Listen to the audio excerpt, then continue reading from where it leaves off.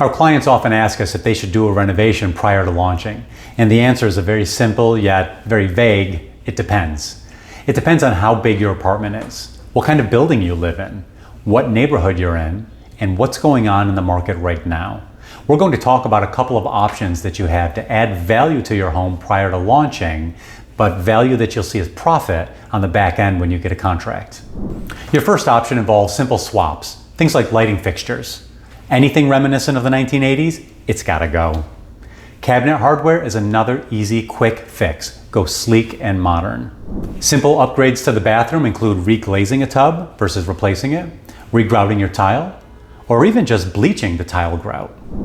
And one of the upgrades that you definitely have to do is painting. Get rid of the funky colors, go middle of the road neutral with an off-white. So the other end of the spectrum is a top to bottom renovation. And in a place like New York City, that can get really expensive. For a relatively small apartment, basic finishes, expect anywhere from 75 to 100K. For a big floor plate in a prime building and neighborhood, expect anywhere from $500,000 to $1 million. A lot of that cost is going to come down to your choice in finishes, and there's a wide variety. So flooring, for example, simple white oak strip flooring or imported exotic hardwoods. Are you going with standard subway tile or do you want hand-cut glass mosaic tiles?